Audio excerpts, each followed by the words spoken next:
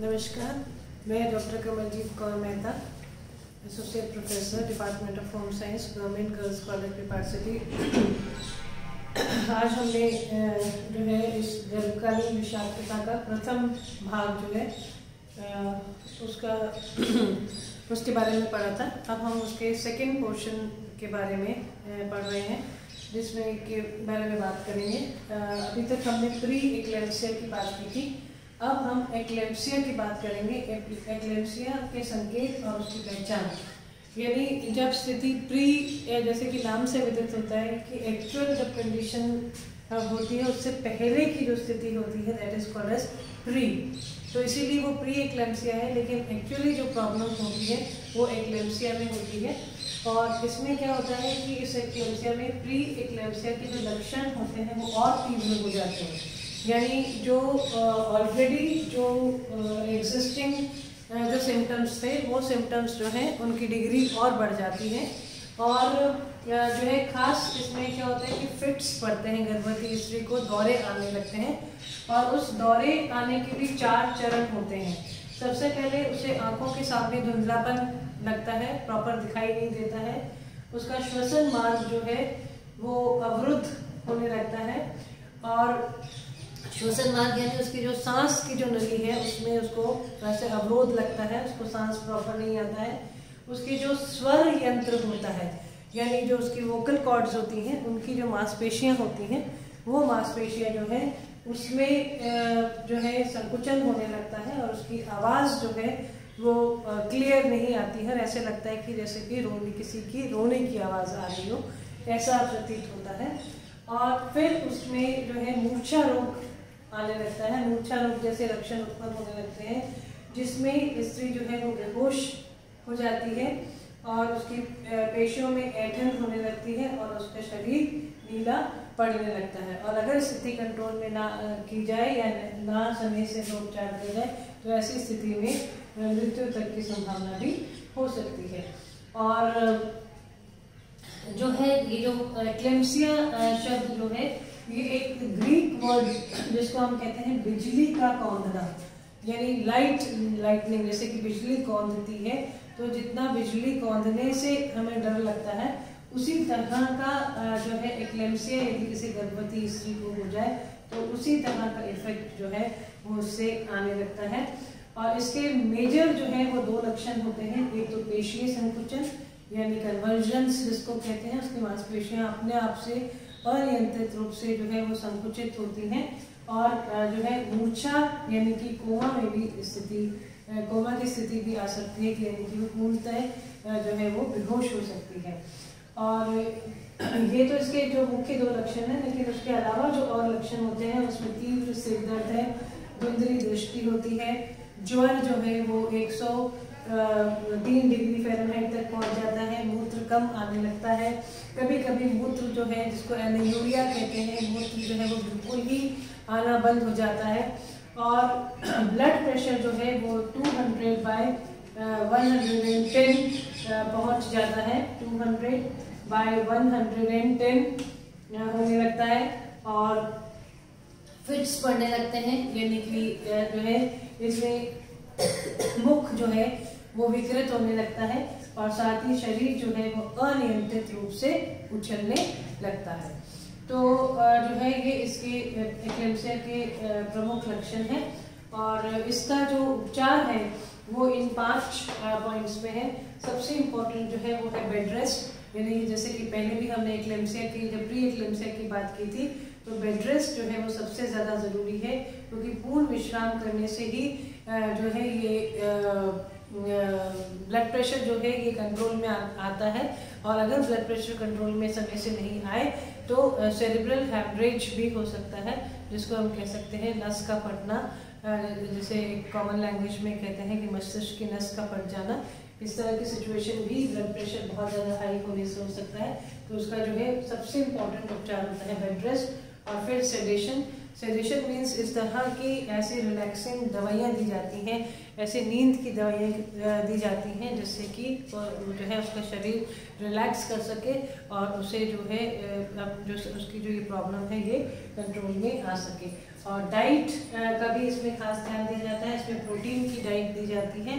Carbohydrates जो है वो रिस्ट्रिक्ट किए जाते हैं, यानी कार्बोहाइड्रेट्स की मात्रा जो है वो नियंत्रित की जाती है, कम कर दी जाती है। और बाउल्स का मतलब ये होता है कि मल का निष्कासन जो है वो समय से हो, और ये बहुत ज़रूरी होता है। और यदि मल का निष्कासन जो है उसमें किसी तरह की कोई समस्या हो तो उसके लिए स्पेशल औषधियाँ जो है डॉक्टर्स के द्वारा दी जाती हैं।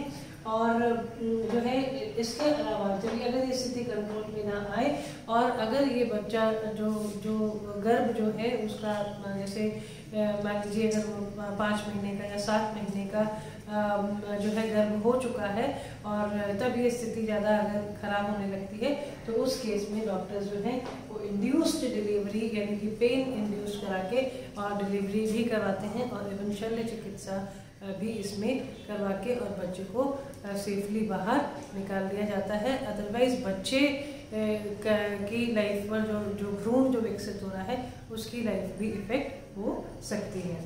तो ये सब बात हमने करी एक्लेम्सिया की। अब जैसे मैंने आपको बताया था जो क्रॉनिक जो एक्लेम्सिया होता है, जो क्रॉनिक स्थिति होती है जिसमें कि गर्भवती स्त्री गर्भ धारण करने से पहले यदि ब्लड प्रेशर की मरीज रही हो या यदि उसे गुर्दे की बीमारी रही हो तो उस केस को हम क्रॉनिक जो है दीर्घावधि टॉक्सीमियास कहते हैं।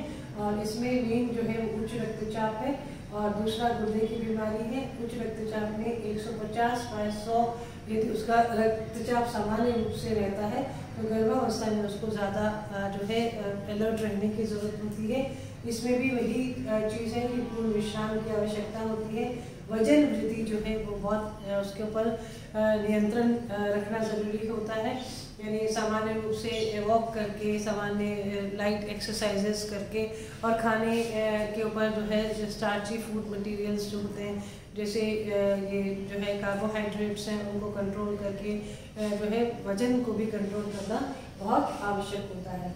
और जो ब्लड प्रेशर जो है उसको कंट्रोल करने के लिए डॉक्टर्स औषधियाँ देते हैं, दवाइयाँ औषधियों से भी ब्लड प्रेशर को कंट्रोल किया जाता है।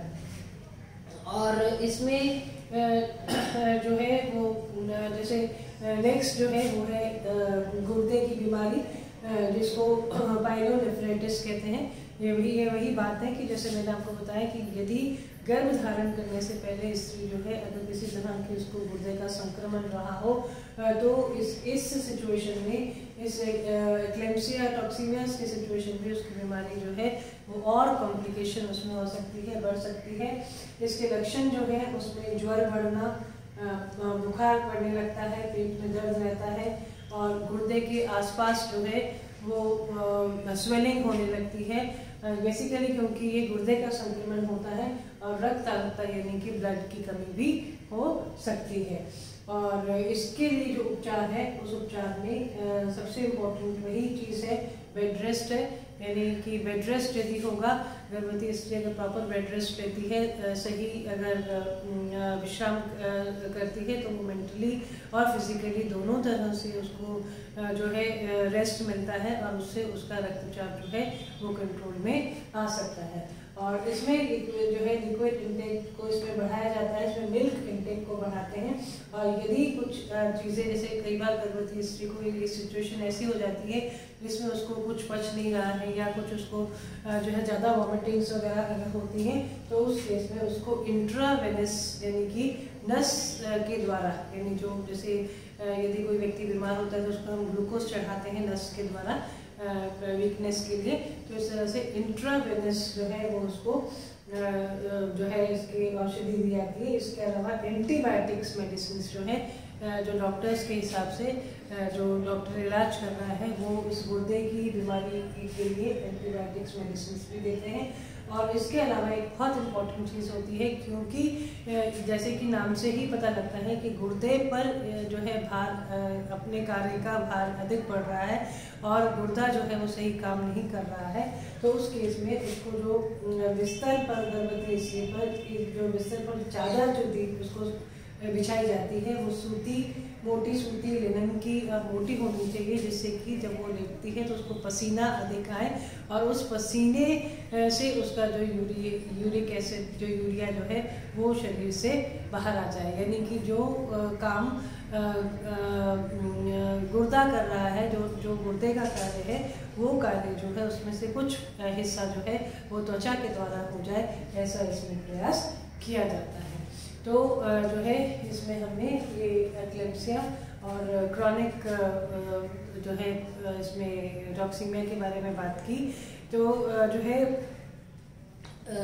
इसमें कंक्लूजन जो है निष्कर्ष ये होता है कि इस तरह जो गर्भावस्था में ज़रूरी नहीं कि सभी के साथ इस तरह की समस्याएं आए, लेकिन जब भी इस तरह की समस्याएं अगर आती हैं और अगर आपको इसकी इन सब चीज़ों की इन्फॉर्मेशन है, इन सब चीज़ों की आपको नॉलेज है, तो आप जो है इसके लिए अलर्ट हो सकते हैं, टाइमली डॉक्टर को दिखा सकते हैं। ऐसी प्रॉब्लम्स जो है वो ज़्यादा शहरों में रहने वाली गर्भवती स्त्रियों को कम, और जो है विलेजेस में जो गाँवों में जो रहती हैं, जो देहात में जो लोग रहते हैं, जिनको ये लगता है कि ये गर्भावस्था जो बहुत नॉर्मल चीज़ है, जिसके लिए कुछ खास विशेष केयर या कुछ ऐसे प्रयास करने की आवश्यकता नहीं है, ये अपने आप से ही सब सिचुएशंस ठीक हो जाती हैं। तो ऐसा नहीं सोचना चाहिए, और इस तरह की जो प्रॉब्लम्स हैं उन प्रॉब्लम्स के लिए अवेयर रहना चाहिए। टाइमली जो है प्रिकॉशंस लेने से ये समस्याएं जो है ये कंट्रोल में आ सकती हैं। धन्यवाद।